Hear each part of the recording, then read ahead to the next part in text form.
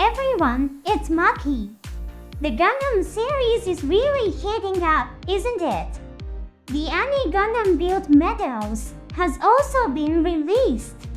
The performance of F. Kanoichi, a deformed model of Gundam Formula 91, was quite interesting, wasn't it? In the original Formula 91, when the Gundam operated beyond the limits of its frame, the surface paint peeled off, and the paint containing high-temperature metal confused the enemy's sensors. It's a phenomenon referred to as an afterimage with mass. Combining this phenomenon with the comical element of ninjutsu and seeing it in action was adorable. I'm also curious about the appearance of the mysterious girl, who appears for just a moment. Now, since the footage from Gundam Seed Freedom has been released, various predictions and discussions have arisen among fans. Such experiences are a wonderful part of the content that you can enjoy before the movie release. In these discussions, there was an opinion stating, isn't the Rising Freedom Gundam a mass-produced mobile suit? This seems like quite an interesting viewpoint. Today, let's delve into the background of this opinion. After the promotional video was released, comments were also shared by the director, Mr. Mitsuo Fukuda. Let's take a look at what was said. Mobile suits have been announced, haven't they? This time, it's an officially adopted model. What might this mean? Most of the mobile suits revealed are being shown for the first time. It's as if there are units that weren't officially adopted, like he's referring to an officially adopted design in the animation production context. But would such insider information typically be shared with the general public? A likely hint may come from the mobile suit, known as Impulse Gundam Spec 2. It appears to be a repaired version of the Impulse Gundam, which was destroyed in the final battle of Gundam Seed Destiny. However, it is unique in that it is not a repair like the Gundam Exir that appeared in Gundam 00. Was the naming done merely to avoid overlap with names from previous works? The Impulse Gundam that appeared in Seed Destiny was an experimental unit, denoted by the X in its model number. The Impulse Gundam, piloted by Shin and Luna Maria, played a very significant role. It would be quite natural for the highly accomplished Impulse Gundam to be officially adopted. Perhaps the Impulse Gundam Spec 2 is the Impulse Gundam formerly adopted as a military unit. Since we're here, let's make a little comparison with the one in the TV anime. The color has generally become more subdued, particularly the waist armor has been clearly changed from blue to gray. Phase shift armor tends to become vibrant when set to a high-strength state. Does this suggest that the energy used for the armor's strength is being utilized to extend operational time, among other things? Of course, as a part of movie production expression, the adjustment might be made to be suitable for the movie screen, and in the world of Seed, it might exist in the same color. The mobile suits, released alongside the third promotional video, let's consider them under the premise that they are units officially adopted by the organization. Mr. Mitsuo Fukuda has more comments to share. I am surprised at how much everyone is letting their imaginations run wild. Information about who will pilot which unit has not been announced yet. Even Kira Yamada only says I'm going. But saying that it's not Kira piloting the Freedom in that footage might cause a riot. And the number of mobile suits we've created with computer graphics is quite large. So much so that a large number could even be used as a selling point. I really feel the enormous power of the graphics production team. From our experience with past works, we imagined the protagonists would build the revealed mobile suits. However, that might not necessarily be the case. For example, there are people who expect Shin Asuka to build the Immortal Justice Gundam. In a scene from the promotional video, the outside of the cockpit is enveloped in a green light. As I was informed in the comments, it's a sight similar to the depiction when the Archangel leaves the atmosphere. Considering the subtle vibrations in the depiction, it's plausible to think it's exiting the atmosphere. Comparing the inverted Agnes and the inverted Gyeonstrom, and considering the depiction where Shin and Kira are preceding with the two mobile suits, the interpretation that Shin is boarding the Immortal Justice Gundam seems like it could be correct.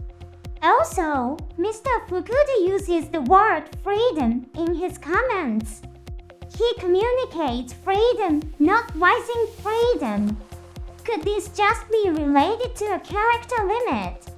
The only information that can be gleaned is Kira will ride the mobile suit named Freedom. He also mentions that there are even more mobile suit graphic models. We fans, having watched the promotional video, have visually confirmed that a great many mobile suits will appear. What might it mean for him to state, there are very many mobile suit graphics even after fans have verified the visuals? Could this imply that there are even more hidden mobile suits? Might there be another Freedom, separate from the rising Freedom? Or perhaps is this just my fan desire, running wild? Let's check out another comment from Mr. Fukuda. I am surprised at how many people are trying to decode the hidden meanings behind the words. You could take them more at face value. However, looking back, the Gundam Seed series always did have elements hidden within the dialogue, didn't it? What did you all think? Kira might indeed straightforwardly board the rising Freedom after all. However, there is a possibility that the rising Freedom is merely an officially adopted unit. One can't help but hope that there may be units that weren't officially adopted. As I discussed on my show that aired yesterday, if the Rising Freedom is a unit under the command of Lost Klein, participating formally in international negotiations, then it's highly likely that it does not have a nuclear engine equipped. There was another scene in the promotional video that caught my attention. This time, let's focus on the sound. First, the sound of the beam rifle fired by the Winam. Next, the sound of the beam rifle fired by the Rising Freedom. Now, let's listen to the sound of the beam rifle from the Strike Freedom Gundam. The beam rifles of Winam and Rising Freedom have the same sound effect. This may suggest that the Rising Freedom uses a weapon structure similar to that of mass production units. However, it might be best not to put too much stock in this element. In reality, the beam rifle used by the Zaku warrior also has the same sound as the Strike Freedom. Things are getting somewhat confusing, aren't they? There are three more elements that catch our attention. Firstly, the color of Rising Freedom's eyes is a green close to blue. In contrast, the Freedom Gundam and Strike Freedom Gundam have yellow eyes also. The fact that the color of the jaw part is not red is different from the past units that Kira piloted, of course. It might be a result of designing with a fresh feeling for the movie. Secondly, there is a scene where Black Knight's Scud is destroying some unit. Upon close observation, something like blue armor is shattering into pieces. The pod appearing in the center also resembles the wings of the rising freedom. This might be a scene indicating that the officially adopted mass production mobile suits couldn't stand a chance against Black Knight's Scud. Lastly, it's noteworthy that Mr. Fukuda often utilizes ideas that were not used in the past for new works.